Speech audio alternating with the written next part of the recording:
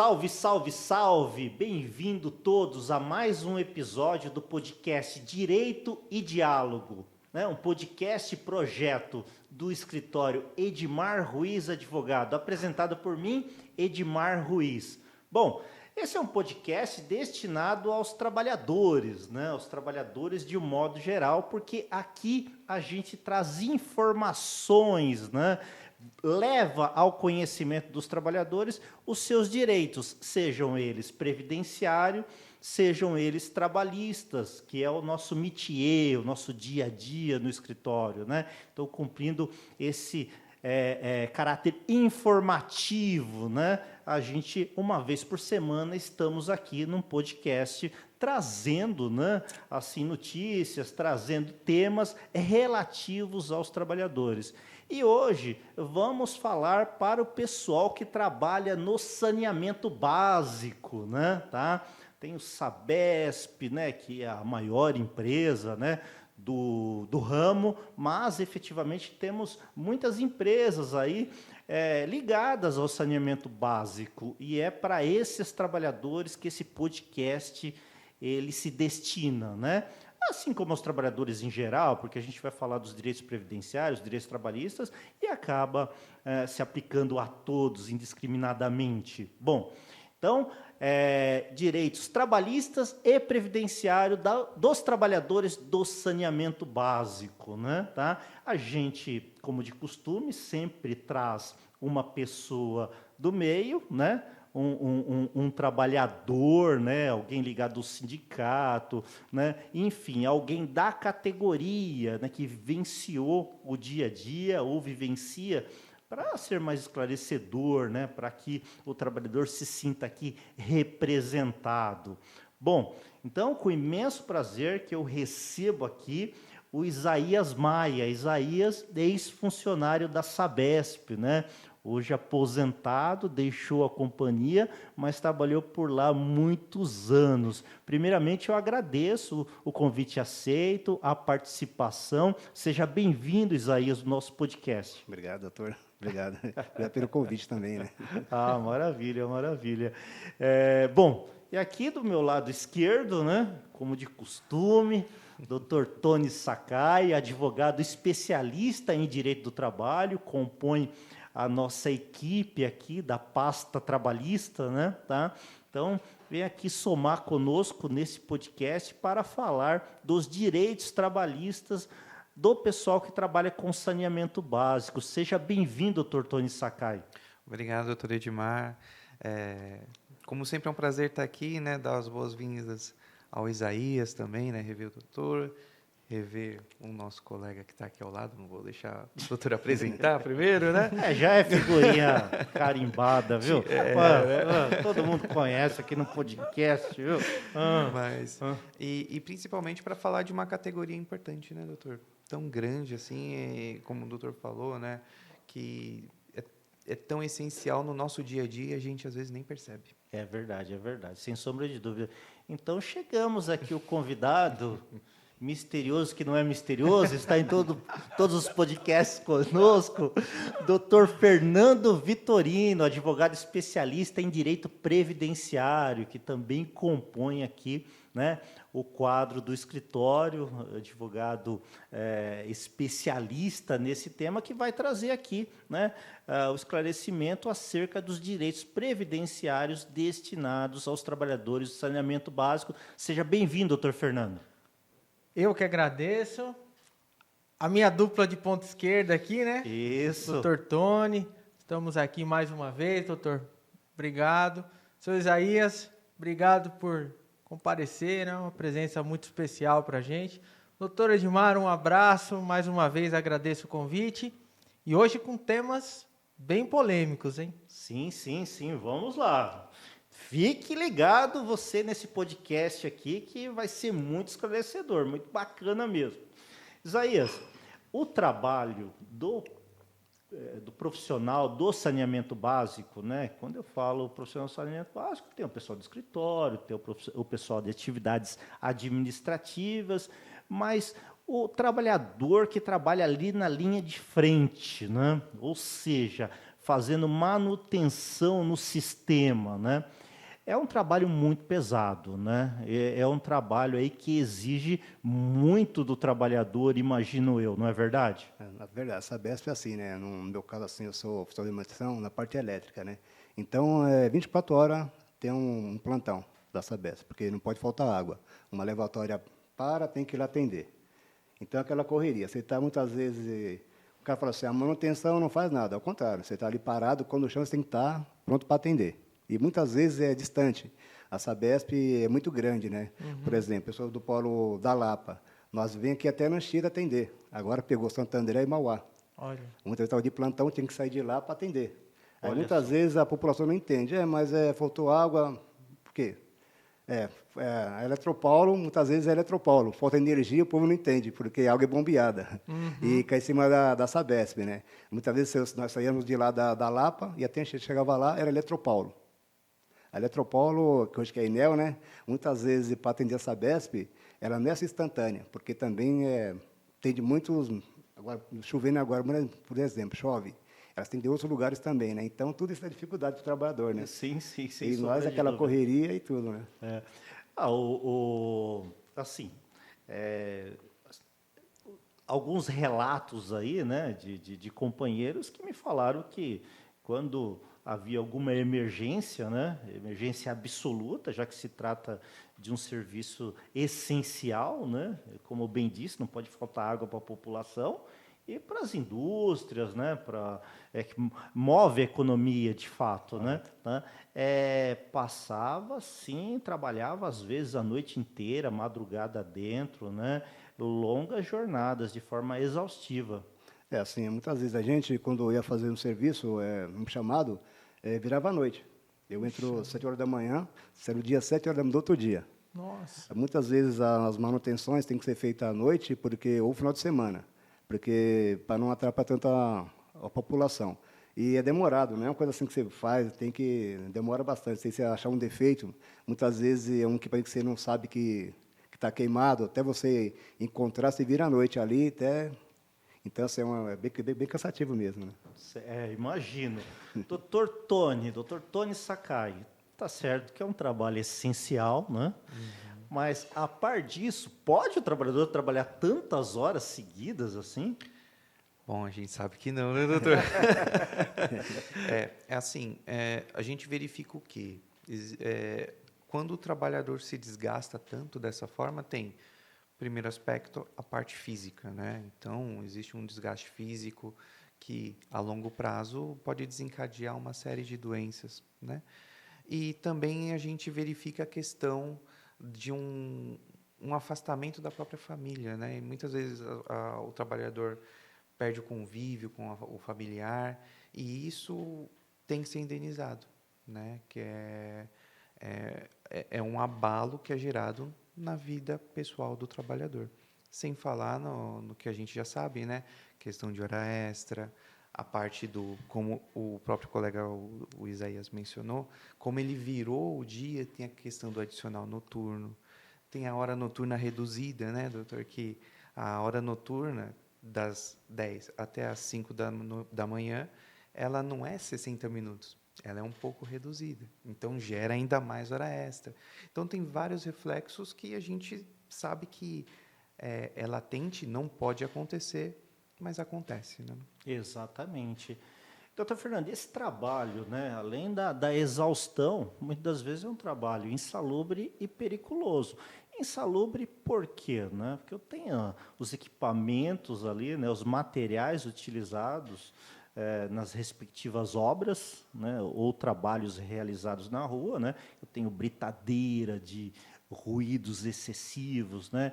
Eu tenho muitas das vezes que entrar em espaços confinados, né? Eu tenho que descer na rede de esgoto, né? Abaixo do nível ali da rua, né?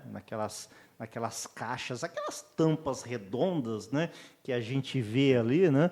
Ali todo passa a rede de água e rede de esgoto, assim como da Enel, né? Muitas das vezes também, né? Tem suspenso, mas às vezes por ali. E esses espaços confinados, eles são perigosíssimos, porque muitas das vezes, né, por também se encontrar ali, né, os canos da Comgás, da rede de gás, né, que abastece, né, as respectivas cidades, né, o gás pode estar lá confinado e porque ele é às vezes imperceptível, né? O trabalhador desce lá e acaba morrendo asfixiado, né? Então é bastante grave, sem contar a questão dos produtos químicos, né, envolvidos aí em tudo isso, até mesmo no tratamento, né? Não só no pessoal que está em campo ali. E o agente periculoso, né? O agente periculoso que nesse espaço confinado pode haver uma explosão, né? Pode efetivamente, né, haver um incêndio, né? Então estou ali falando do agente periculoso, né, explosivo, né, incendiário e a alta tensão elétrica, né? Isaías falou aqui que trabalhava na manutenção, né, elétrica, né? Então, quais os reflexos previdenciários para isso, né? Tem um assunto legal sobre elementos químicos. Mas antes, me permite só um recadinho para quem está assistindo. É importante, a produção me lembrou. Pessoal, entra lá no nosso canal e segue. Se inscreve lá no nosso canal, ative as notificações. Tem vídeo do Dr. Tony, vídeo do Dr. Edmar, vídeo meu. Dá uma força lá e compartilha com os amigos. Né? Bem lembrado. Muitas vezes a empresa diz o seguinte, o seu Isaías está exposto a cloro, está exposto a soda cáustica, vários elementos químicos, né? Mas todos eles estão dentro dos limites e são atenuados pelo EPI, né? Só que a combinação dos agentes também é suficiente para garantir o direito à aposentadoria especial. Então, existe um cálculo matemático, a lei permite que o seu Isaías fique exposto ao cloro em, exemplo aqui, eu não vou lembrar, mas 30 miligramas. Aí a empresa diz, não, mas o seu Isaías está exposto a 21 miligramas. Ótimo. A soda cáustica ele está exposto a 50 miligramas, mas a lei diz que o máximo é 100. Mesmo estando abaixo, existe uma tabela, uma fórmula matemática, que ao final, chegando a determinado ponto, que no caso é um valor maior do que 1, essa combinação é suficiente para ele conseguir a aposentadoria especial. Então não pode se desprezar a exposição a elementos químicos, mesmo que tenha o EPI, né, que é a luva, o protetor dermal, né, enfim. A eletricidade, que é comum e aconteceu com o seu Isaías, ela precisa ser maior do que 250 volts. E o seu Isaías pode dizer que lá era quanto? 13.800? 13.800. Então, né? E essa exposição, seu Isaías, Dr. Edmar, Dr. Tony, ela não precisa ser 8 horas diárias. E ao esgoto, né, aos agentes biológicos, a mesma coisa. O INSS entende que o trabalhador da Sabesp tem que ficar mergulhado no esgoto 8 horas por dia. Isso não existe. Então, assim, o contato intermitente, né, que é aquele que acontece em algum momento da jornada de trabalho, ele também é suficiente para a garantia da aposentadoria especial. Ah, perfeito. É interessante porque essa questão da combinação dos agentes, né, que muitas das vezes estão abaixo do limite de tolerância, e a aposentadoria não foi concedida, o INSS não reconheceu o direito à aposentação, ou foi concedida não considerando o PPP, portanto foi concedido com valor a menor, muitas das vezes, por não consideração desse período como especial, comporta, né, uma ação judicial para a concessão dessa aposentadoria, e mesmo que tenha havido uma ação judicial, né, e não foi alegado isso, a gente poderia falar em nova causa de pedir, vamos assim dizer, e renovar a ação judicial para concessão da aposentadoria, que foi julgado improcedente, vamos assim dizer, na justiça. E também, se está aposentado, caberia revisão dessas aposentadorias, não é verdade, doutor Fernando? Inclusive, eu tenho feito um trabalho de pesquisa primeiramente com alguns trabalhadores da BASF, que você já viu um PPP da BASF e sabe que tem vários elementos químicos lá, né? E aplicando esse cálculo aí, muitos casos, a exposição ao elemento químico, ela ultrapassa o limite que a lei exige, prevê como o mínimo, né, para insalubridade. Então, embora todos eles estivessem abaixo, a combinação fez com que esse direito nasça, né? Então, inclusive alguns que já estão aposentados e não tiveram o direito ao especial porque pediram por ruído, por exemplo, agora tem a oportunidade de fazer uma revisão.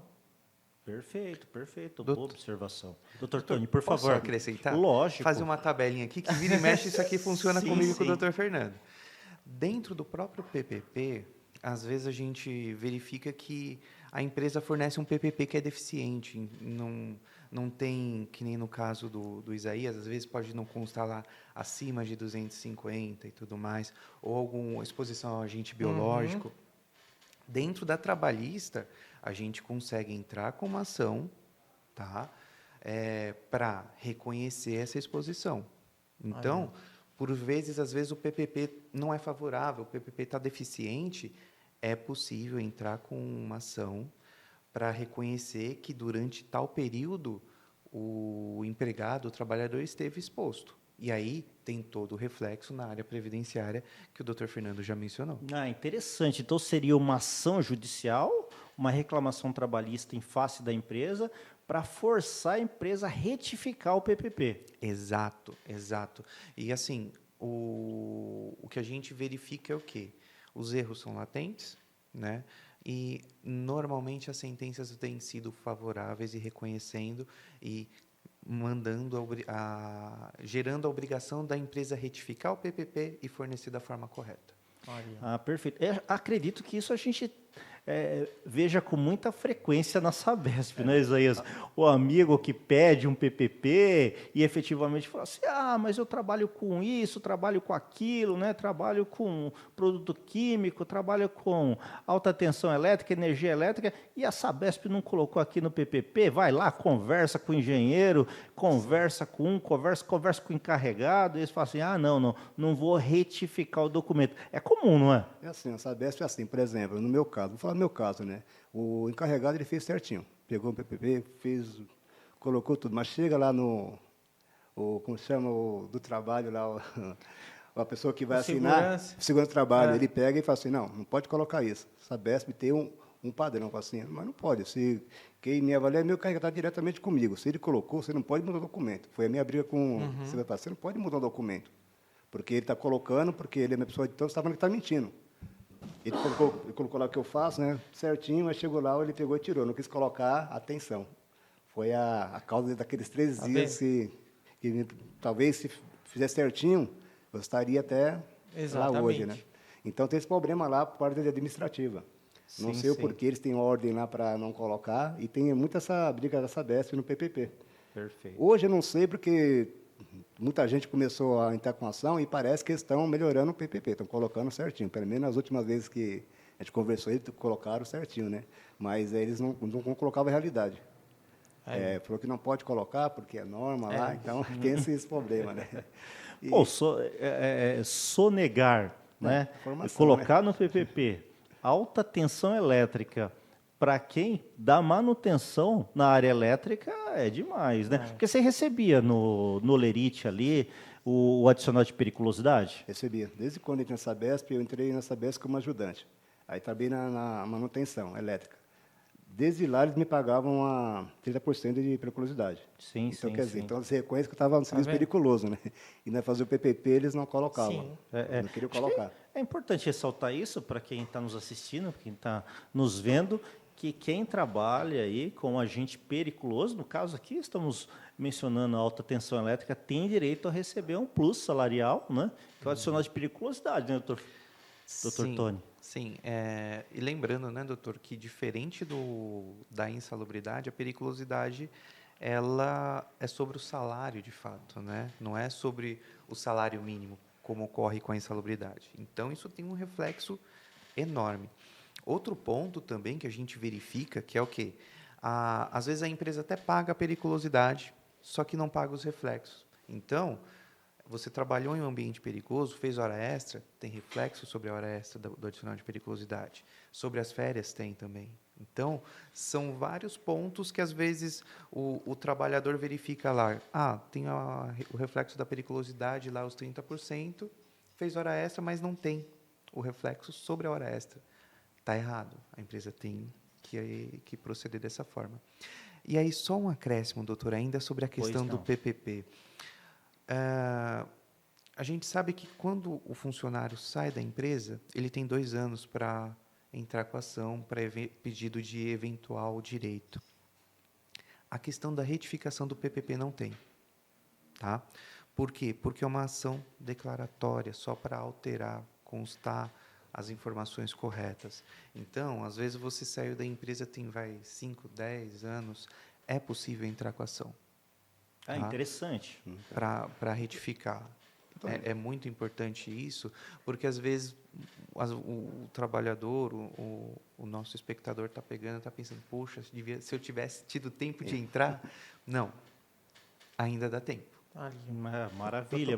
Essa é uma informação que vai ajudar muita gente, certamente, viu? Sim. Que está aí na pendência de se aposentar, ou já se aposentou, e se aposentou com um valor a menor, que não foi considerado aquele PPP, não é, doutor Fernando? Sim. E eu acho que, doutor, tem uma outra questão, porque veja só o caso específico. Por uma omissão da empresa, ele caiu na reforma. No sentido de que, após a aposentadoria, teve o rompimento automático do contrato de trabalho e, por isso, perdeu os 40% do FGTS. Eu acho que poderíamos pensar em uma ação para que a empresa pague por esse dano que ela contribuiu. Né? Porque se ela está omitindo uma informação real e causou um prejuízo para o empregado, ela, pelo menos, deve se responsabilizar na Justiça do Trabalho. Né? Sim, com certeza, porque tem todos os reflexos, né? Uhum. Aí entra a questão da multa do FGTS, perfeitamente, como o doutor colocou, para ser devido, sim. Eu ia fazer uma pergunta para o senhor, Tony. Assim, salubridade e periculosidade. A Sabesp é engraçado. Por exemplo, eu não sei se é lei ou não. Tem pessoas que recebem 30% de salubridade em cima do valor do salário mínimo. E tem outro que recebe em cima do salário base. Qual que é a lei ideal para isso aí? Perfeito. A insalubridade, vamos primeiro distinguir a insalubridade da periculosidade. A insalubridade é quando a saúde ela está sendo exposta em risco. Ou seja, você não vai morrer, mas você pode ficar doente. A insalubridade, ela vai ser paga sobre o salário mínimo. Mínimo. Tá? E aí, existem 3 graus a serem observados. 10% mínimo, médio 20% e máximo 40% sobre o salário mínimo. Pode ser que seja sobre o salário nominal? Pode, só que aí vai depender de uma convenção do sindicato, um acordo coletivo, tá bom? A periculosidade, ela é o quê? É quando a vida do trabalhador está correndo risco. Se não a vida, é um risco iminente de um acidente. Tá? E aí ela vai ser sempre 30% sobre o salário nominal. Porque assim, né? Eu fui delegado por 3 anos, né? Delegado sindical. E assim, eu sou eletricista e tenho os mecânicos. Então nós somos uma equipe. Quando vai o mecânico vai fazer no motor, nós temos que ir lá, acompanhar eles e desligar. Só que muitas vezes o mecânico ele tem que colocar graxa no motor com ele rodando. E o motor 440 volts. Então ele está exposto ao risco, porque se tem uma fuga, ele pode estar exposto. Então a gente sempre brigou isso aí. Hoje a Sabesp está pagando 30% sobre o salário. Só que eu já vi um comentário lá que eles vão cortar todos os mecânicos. que eles não estão expostos ao risco. Porque, como que não são eletricistas, são mecânicos, não estão expostos ao risco. Só que sim, eles estão sim, porque eles vão na cabine lá, estão dentro da elevatória, eles estão perto dos motores, eles colocam graxa rodando. Então, tem essa confusão. Mas, antigamente, era assim, uns recebia 30, o salário mínimo, outro era 30, até que era bagunça, outro era 20. Então, eu não sabia se era norma, não, lei ou não. Agora você explicou melhor para mim. Eu acho que é importante ressaltar que eu estou entendendo aí que os mecânicos eles recebem adicional de insalubridade, não periculosidade, né? Então, os mecânicos, nesse caso aí, eles têm direito de receber adicional de periculosidade, não insalubridade, que o valor é muito melhor, porque é 30% sobre o salário base. Então, está errado o pagamento de todos os mecânicos da Sabesp. É isso que eu estou entendendo, doutor Tony. Perfeitamente, é isso mesmo, doutor. Porque a lógica ela é muito simples. O acidente que pode gerar a morte, nesse caso, alta voltagem, ele pode ocorrer a qualquer momento. Então, é como o doutor Fernando comentou no início, você não precisa estar 8 horas por dia lá com a mão perto de um local que vai causar o acidente. Não, pode ser intermitente. Então, a partir do momento que existe esse risco, existe o direito de receber o adicional de periculosidade. Perfeito. E aí teria que pedir a complementação. Outra situação que a gente verificou que acontecia dentro da Sabesp, se eu não me engano, eles pagavam a periculosidade, só que pagavam a menor, né? Teve até, acho que o sindicato entrou com uma ação um tempo atrás, pedindo para complementar, porque, se eu não me engano, eles pagavam 9%, 10%, 11% sobre o salário nominal. Está errado. Periculosidade, como a gente conversou, é 30%. Perfeito, perfeito. Traz reflexos previdenciários, né? Porque, no caso dos mecânicos, muitas das vezes não cabe ou não há um entendimento da Justiça e do INSS com relação ao enquadramento no produto químico, né? Se tem essa exposição à alta tensão elétrica, eu estou falando do reconhecimento do período como especial, doutor Fernando. Sim, e se o mecânico tiver exposto à eletricidade de alta tensão, a chance dele conseguir a aposentadoria é maior. Porque aí ele não vai cair naquela discussão se havia EPI eficaz ou não, porque para eletricidade não há. Para elemento químico ainda há discussão, óleo, luva, creme, embora a Justiça tenha garantido o direito, né, na grande maioria das vezes. Mas para eletricidade nem há essa discussão. Então, doutor Fernando, assim, ele assina a Sabesp, assim, a gente faz vários cursos, NR10, assim, o que é alta tensão? Acima de quanto que eles consideram alta tensão? Tem essa... Então, para vocês eletricistas, o conceito é outro. Né? Salvo engano, média tensão é até 1000, não é? Não é isso? Isso. Então, para a eletricidade, para o direito previdenciário, né, chegou-se à conclusão de que tem que ser acima de 250 volts.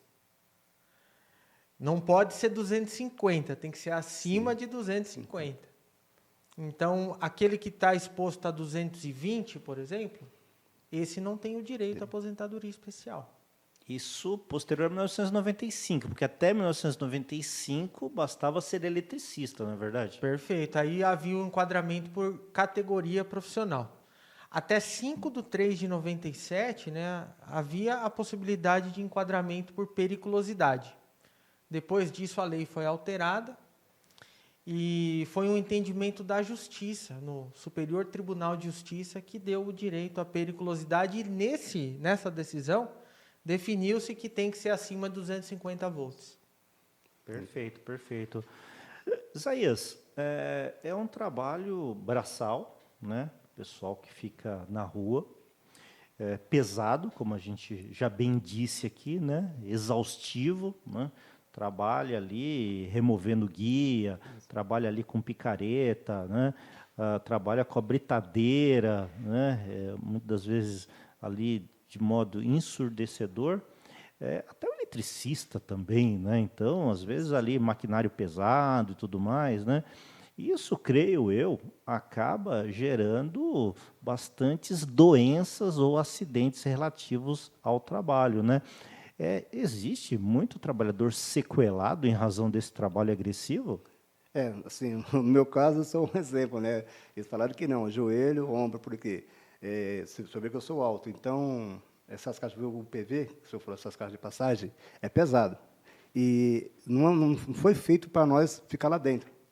Então, eu sou altão, você lá tem motor. Para você tirar, você não tem posição para você tirar ele.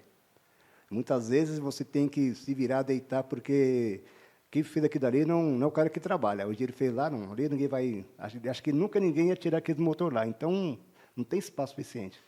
Sim, Então, você acaba tendo doença de ombro, joelho, você tem que... Então, quer dizer, é verdade, é uma situação... Você tem que subir escada, muitas vezes, no meu caso, subir e descer escada. As nossas elevatórias, se você ver, tem umas escadas que uma pessoa normal já não aguenta subir, são mais de 100 degraus. Por causa do barulho, para não incomodar, fizeram bem fundo, por causa dos reservatórios são altos, a água tem que bombear. Então, quer dizer, é um serviço mesmo, você vai Pesado. passar a noite, um gerador ligado ali, sem aquele barulho ensurdecedor. Você está cortando uma guia, então tudo sem problema. Então, tem muita gente, sim, com problema lesionado, sim. Ah, eu imaginei. Agora, doutor Tony, essas pessoas que estão aí com problemas de saúde em razão do trabalho, né, como bem constatado pelo Isaías, que o pessoal que trabalha com saneamento básico na linha de frente, dá manutenção, né, seja internamente nas estações de tratamento, ou seja na rua, nas obras, esse pessoal tem direitos trabalhistas, não é verdade? Com certeza. Uma coisa que o Isaías falou que é muito latente e interessante. Ele não tinha posição para trabalhar. É obrigação da empresa fornecer um local de trabalho adequado. A partir do momento que o local de trabalho começa a gerar doença, começa a gerar maior esforço, um desgaste maior do corpo, a empresa tem que indenizar. E aí, ela é obrigada a, primeiro, por meio de laudo, reconhecer a doença. A partir do momento que é reconhecida a doença, o trabalhador ele tem direito de ser indenizado. Essa indenização é uma pensão mensal vitalícia, né? É previsto no artigo 950 do Código Civil. Existe o reconhecimento de uma estabilidade de pelo menos 12 meses, que está previsto na lei previdenciária, na lei 8.213, e a depender também é possível um dano estético, doutor. Por quê? Como o Isaías mencionou, ele vai precisar fazer uma cirurgia. Essa cirurgia muitas vezes deixa uma cicatriz.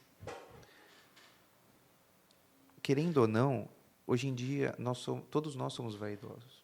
Às vezes você vai numa praia, você vai mostrar a cicatriz, você se sente constrangido. Gera também o direito de uma indenização. E aí o quarto e último, a questão do plano de saúde. Se a empresa gerou uma doença, essa doença ela é permanente. O tratamento ele vai ser permanente.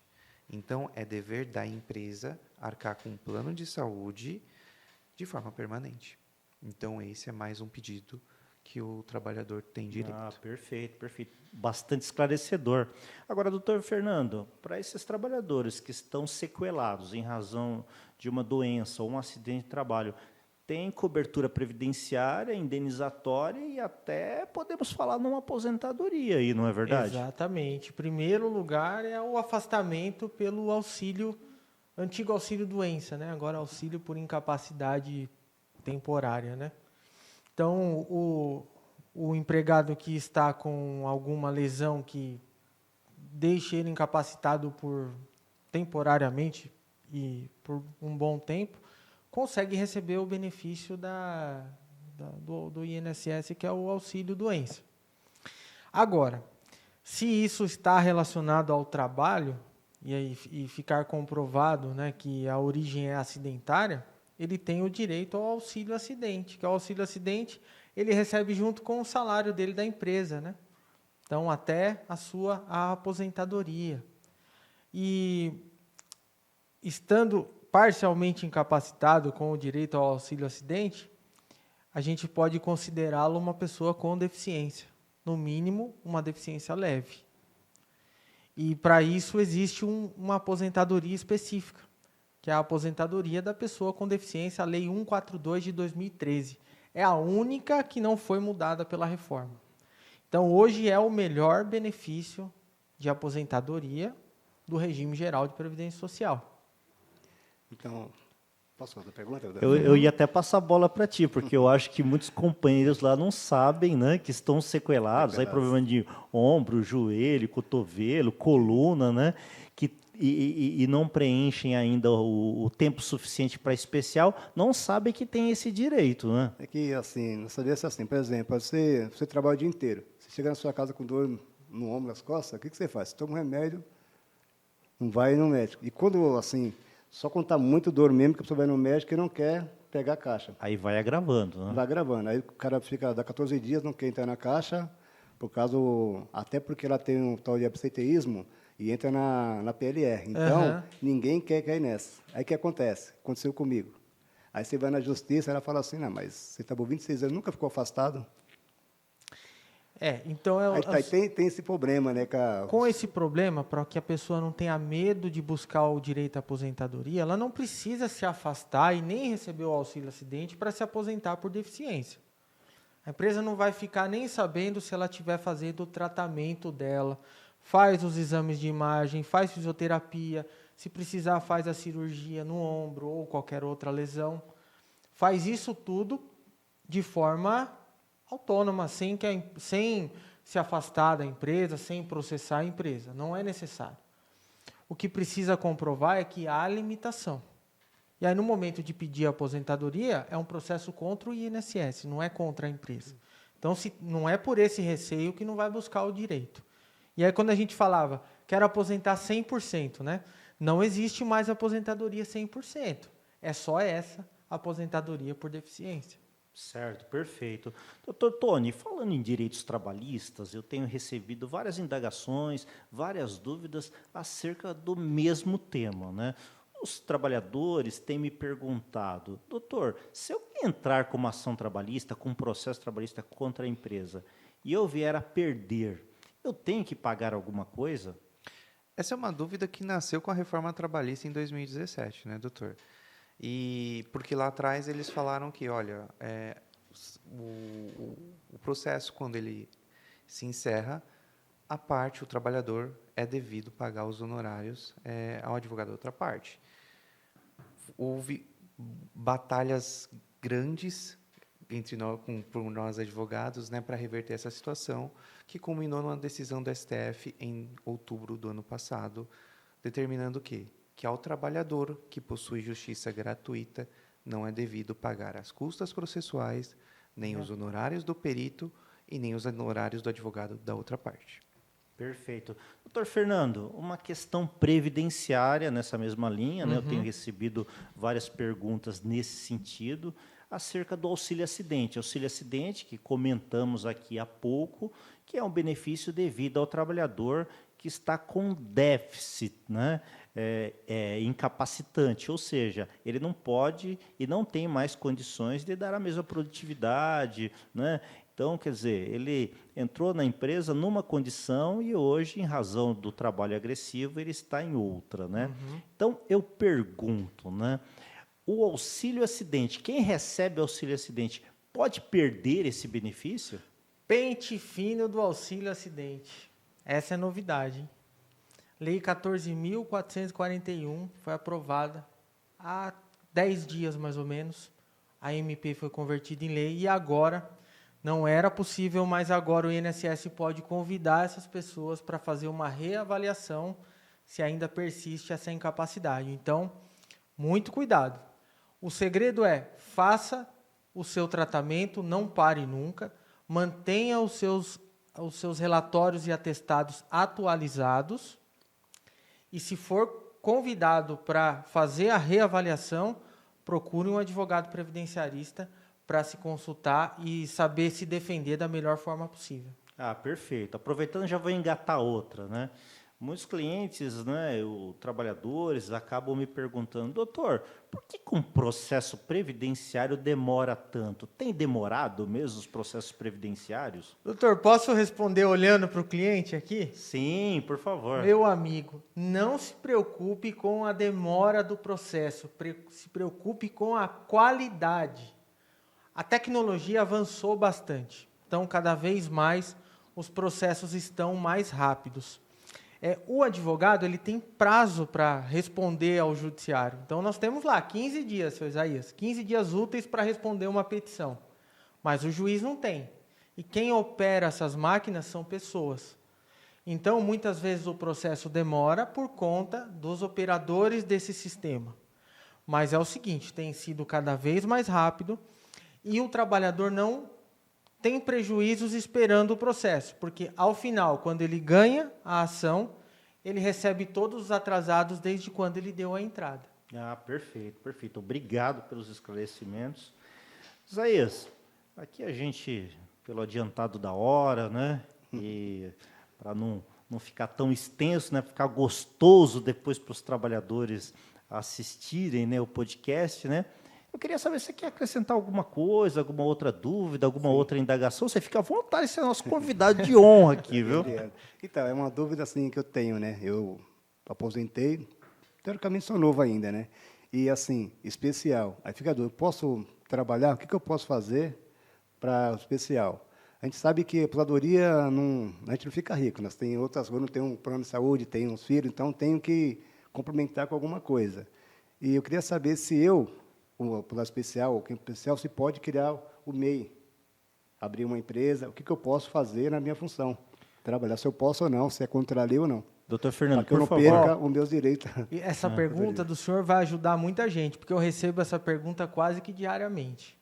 O aposentado especial pode trabalhar normalmente, desde que ele não fique exposto à insalubridade ou periculosidade. Então, abrir um MEI, que é o microempreendedor individual, não é nenhum problema para o aposentado especial. Pode fazer isso sem nenhum problema, abrir um CNPJ, trabalhar registrado, não tem nenhum empecilho, desde que não esteja exposto à insalubridade e periculosidade. Perfeito, perfeito. Doutor Tony, gostaria de acrescentar mais alguma coisa? Fique à vontade. E já partimos para as considerações finais, de fato. Sim, sim. Bom, o que a gente verifica de tudo, né, doutor, é o que o trabalhador com conhecimento ele consegue exercer seu direito. Se o colega que estiver assistindo, né, verificar que o que a gente abordou aqui encaixa na sua vivência, procure um profissional. É muito importante, porque a sua saúde não tem preço. A sua convivência com o seu familiar não tem preço. Então, sempre busque os seus direitos. Agora eu quero agradecer ao Isaías. Trouxe muitas perguntas interessantes, uma vivência surreal que facilita a propagar todo esse debate, né? Agradecer ao doutor Edmar. Eu que agradeço. Agradecer ao meu colega aqui da ponta esquerda, né, doutor? Sim, é isso aí. Doutor Fernando. E passar a bola. Maravilha, maravilha. Obrigado mais uma vez, Tony. Doutor Fernando Vitorino, tá?